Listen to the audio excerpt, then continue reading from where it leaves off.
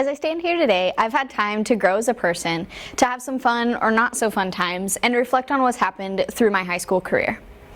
I will be sharing some of the most impactful experiences, most enjoyed activities, while going over a topic that has interested me during my time of high school. My interest in science drove me to finding a career pathway that's meant for me. And then it drove me to think about something that makes us act or think the way we do. So while being so interested in science, I found that through the past years I've also been really intrigued in the idea of the bachelor and why it works for certain people and why it doesn't. And so that drove me to research the science behind love and if there are different types of love depending on who you're loving. And so I chose to look at the chemical reactions and what chemicals are involved in that process and how we perceive our bodily functions. So basic bodily functions are similar in men, women, and children. This proposes the idea that our minds are programmed the same way.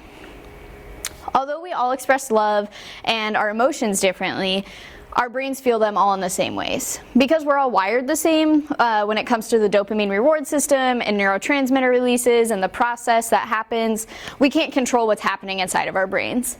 And so this comes from the attraction caused by dopamine. That timing of the dopamine causes different levels of attraction and what we feel towards someone else, as well as the lust from the oxytocin. So the oxytocin is what we consider the cuddle hormone, and that's what causes you to want to lust towards someone and always be close with them. And as we look through that, we can think about how we control how we feel about someone, but in reality, we don't control that. That's all something that happens scientifically in our brain. And so it's easy to keep our hearts distracted, but it's not always easy to control those processes. So when you're with someone, they can only give you 80% of what you need as a human, and you visit other things like, for me, it'd be CrossFit and family and school, and that other 20% of my time for my heart and mind to be happy. And that's why the process of falling in love is important, and why vasopressin is important when it comes to commitment, because it's able to fill in that 20% or so along with those other activities. So these feelings are all part of your roller coaster of neurotransmitters that are being released in your brain. So now the idea that you love someone comes from the time release of dopamine, like I said, and not how you portray them as a person physically. So yes, there is something about that person that draws you close. However, we can't control how we feel or how we're going to react to something.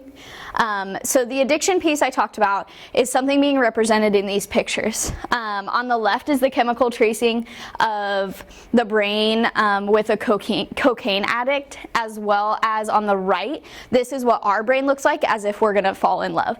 So as you can see, the pathways all go through the frontal lobe and are relatively the same. So there have been studies that show our dopamine patterns follow a cocaine addict's patterns if we were in love, as if they were addicted to cocaine.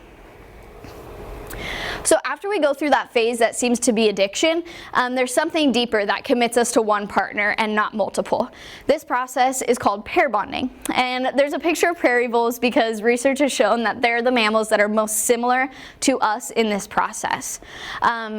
So pair bonding is the process that leads to commitment. And during their pair bonding process, we release more neurotransmitters like serotonin and oxytocin that further cement the idea that someone's meant for us. So that's why researchers call oxytocin the cuddle hormone and serotonin the thrust hormone.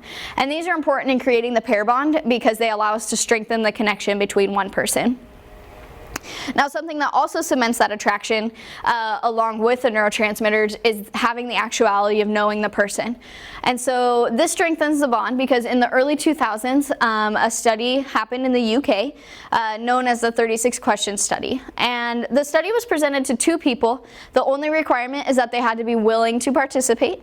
And the study is exactly how it sounds. Two people ask 36 questions to one another, and you see if they come out on the other side wanting to date one another or feeling more connected. And so the scientists broke it down into 3 different sets. Set 1 was questions that are more surface level, like take 4 minutes and tell your partner your life story in much detail as possible, as well as set 2 that go a little bit deeper, that are things like alternate sharing something you consider a positive characteristic of your partner. And so set 3 was something that goes a little bit into that pair bonding process. So you go from that simply getting to know one another to the closeness level, and then the third set is where you see success or you don't. And the reason for this study was to see if that mutual closeness was enough to create that pair bonding connection.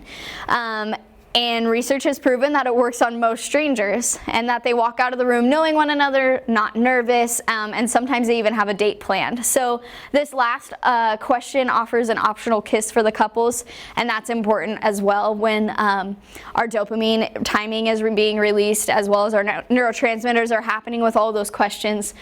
So that's something to also keep in mind. Now, that topic was important to me because I've had this interest and passion for science and understanding what goes on in our mind and body.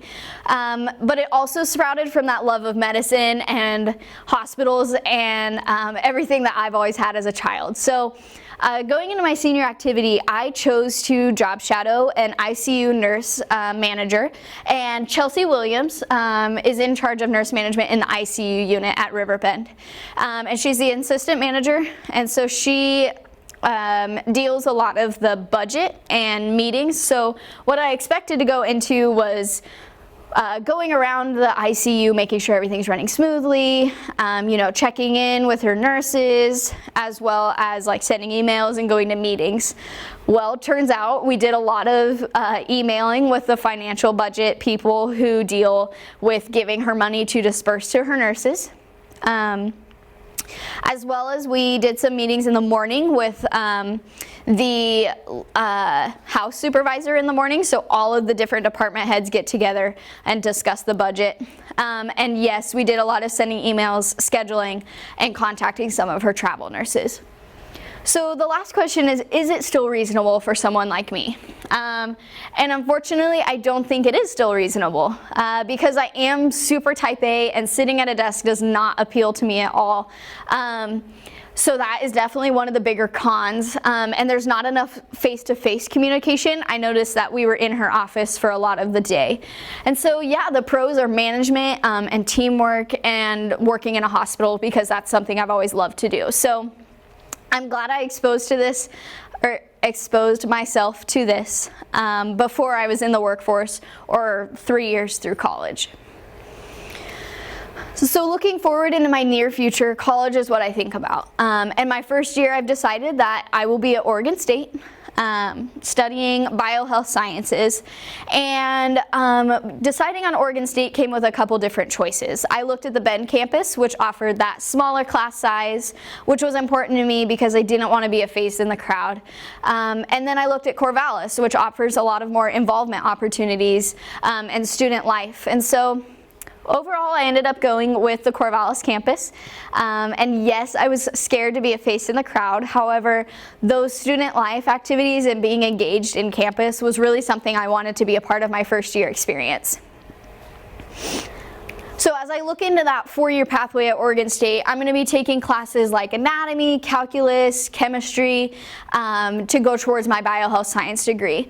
And then in 4 years, hopefully I'll graduate with that degree and be able to continue the on-the-job experience. And at the end of that, my goal is to be a physician's assistant. So after my 4 years, I'll have 2 years at a PA school, and then hopefully I'll be able to decide if I want to specialize in pediatrics.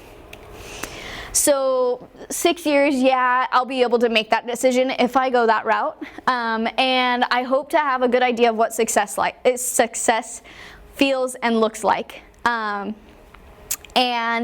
then I want to be able to look to settle down and be able to have kind of like a grounded life, because stability has been super important in who I am. And so in order to look forward, it's definitely important to reflect on the past 4 years that I've spent here and how they've influenced me to be who I am. So looking outside of high school activities and activities outside, I've had the hosting program, which I've been involved in all 4 years, and it led me to grow as a leader and to learn some really important communication skills and kind of like teamwork aspects. And I've also been a part of a new family, which has provided some stability outside of high school, which has been super important, as well as having the opportunity to be a part of a really close-knit CrossFit gym that has kind of served as the space for me to constantly challenge myself and push myself to work harder and to keep reach new goals. So that was an important outlet for me outside of high school. But looking back on school-based activities, I've been heavily involved with our leadership class. We worked on projects like Lion King, where I was a coordinator for 2 years and got to be a part of a super life-changing event, as well as I served as junior class rep on student council that gave me some more involvement opportunities and opportunities to give back to the community. And talking about giving back to the community, community service has been a big part of where I want to go in life, and it has impacted my high school career. So my advice to freshmen is to take those opportunities early on in your high school career, because as I've been applying for schools, scholarships, the same question asks about community service. And yeah, I've had hours from junior and senior year, but I wish I would have started that experience a little earlier. So Cottage Grove High School has some amazing opportunities for students to start being involved with those early on, like the Interact Club as well as Key Club, and even Student Council has those opportunities to give back to the community. So I encourage freshmen to not be fearful of those opportunities and to jump on in and hopefully make some sort of passion out of that choice. Thank you.